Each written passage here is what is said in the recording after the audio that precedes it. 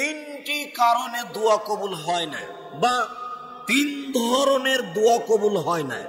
এক, বেসমিন, মানুষ যদি পাপের দোয়া করে তাহলে সে দোয়া কবুল হবে না। মানুষ যদি বলে যে আমি চুরি করছি, আল্লাহকে যেন না দেখে, এরকম দোয়া যদি কেউ করে তাহলে সে দোয়া কবুল হবে না। দুই, কাতিয়াতে রাহেমিন, সম্পর্ক আত্মীয়তা ছিন্ন করার দোয়া যদি কেউ করে তাহলে সে দোয়া কবুল হবে না। দুই ভাইয়ে খুব ঝগড়া লেগেছে, দিয়ে এক ভাই বলছে যে আমি এখান থেকে চলে যাব যেন তোর কোনোদিন মুখ দেখতে না হয়, আর আর এক ভাইয়ের মুখ দেখবে না।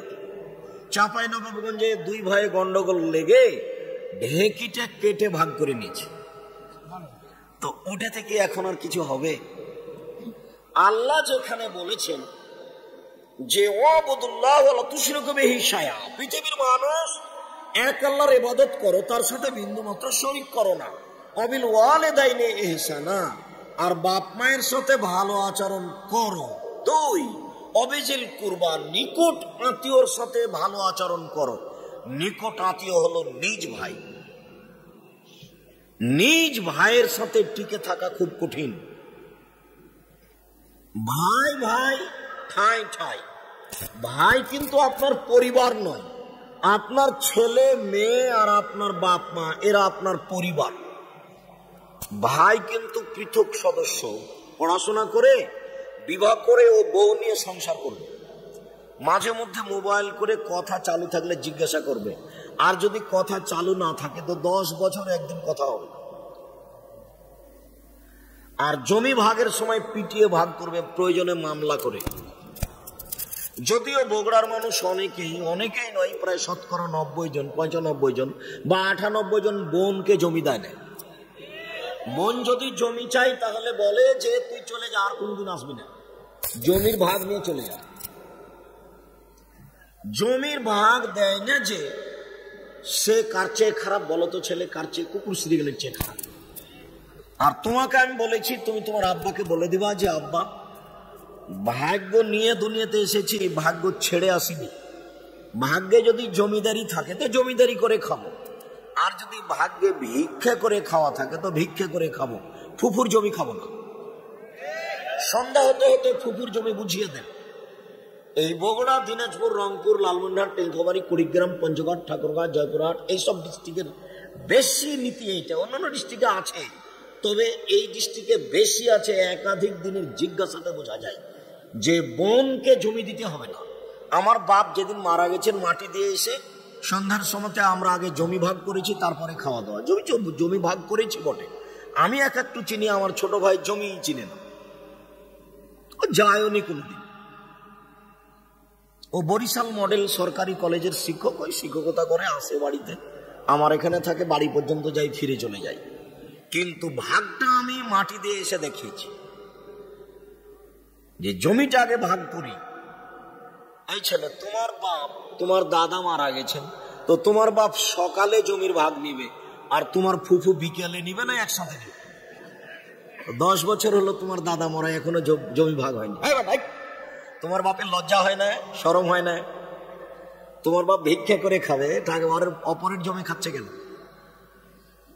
বগুড়া ট্রেন স্টেশন আছে, প্রয়োজনে ভিক্ষা করে খাবে তোমার বাপ। তোমরা লজ্জা করো না, শরম করো না? তোমার বাপের হায়া হয় না? 24 ঘন্টার মধ্যে তোমার বাপ যেন জমি ছেড়ে দেয়, তোমার ফুফুকে জমি দিয়ে দেয়। আগামীকাল সন্ধ্যার পরে যেন তোমার বাপ জমি না রাখে তোমার কাছে, তোমার বাপের কাছে, নইলে তোমার বাপ বক্তব্যের সাথে মুনাফিকি করে, তোমার বাপ একজন মুনাফিক। বলে দিও যে আপনারা বলে গেছে আপনি মুনাফিক। 24 ঘন্টার মধ্যে তোমার বাপকে জমি তোমার ফুফুকে ফেরত দিতে হবে। তোমার বাপকে বলে দিও আব্দুল রাজাক সাহেব বক্তব্যের সাথে মুনাফিকি করতে নিষেধ করেছে, জাতির ক্ষতি করতে আসেনি। জাতির সফলতা চাইতে জরুরি আগে জমি ভাগ দিতে হবে, তারপরে কোনো কথা। মানুষের জমি নষ্ট করে, হক নষ্ট করে, তাহাজ্জুদ পড়ে জান্নাত কিনার হিসাব করা ঠিক নয়। সম্মানিত তিনি ভাই বোন, বলছিলাম রাসূল সাল্লাল্লাহু আলাইহি সাল্লাম বলেন, সম্পর্ক ছিন্ন করার দোয়া করলে দোয়া কবুল হবে না। 3, দোয়া করতে তাড়াহুড়া করলে দোয়া কবুল হবে না। সাহাবীগণ বলছেন, আল্লাহর নবী সম্পর্ক ছিন্ন করার দোয়া করলে কবুল হবে না, এটা বুঝেছি। পাপের জন্য দোয়া করলে দোয়া কবুল হবে না, এটাও বুঝেছি। কিন্তু দোয়া করতে তাড়াহুড়া করলে দোয়া কবুল হবে না, এইটা তো বুঝতে পারলাম না। এইটা কি? তখন আল্লাহ রাসূল বলছেন, বুঝতে পারলে না? একুলো বলে বলে দোয়া করেছি, কত দোয়া করলাম, ওই দোয়া কবুল হয় না, তারপর অলস হয়ে যায়, তারপর দোয়া ছেড়ে দেয়, এই দোয়া কবুল হবে না।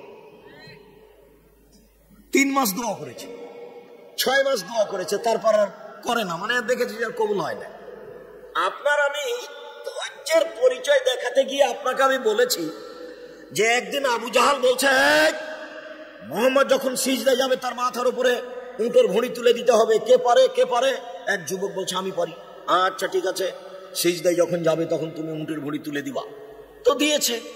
তখন কেউ গিয়ে ফাতেমাকে বলছে, দেখো ফাতেমা, দেখো দেখো দেখো ফাতেমা, তোমার আব্বার মাথার উপরে ওরা ভুঁড়ি চাপিয়ে দিয়েছে, ওরা হাসিতে অট্ট হাসি দিয়েছে, একজন আর একজনের গায়ে লুটে পড়ছে, তোমার আব্বা সিজদা থেকে মাথা উঠাতে পারে না।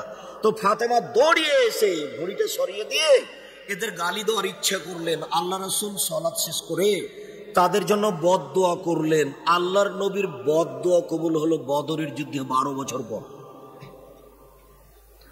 আল্লাহর নবীর অপমান অবস্থায় দোয়াটা করলেন, কবুল হলো কতদিন পরে? 12 বছর পর। 12 বছর।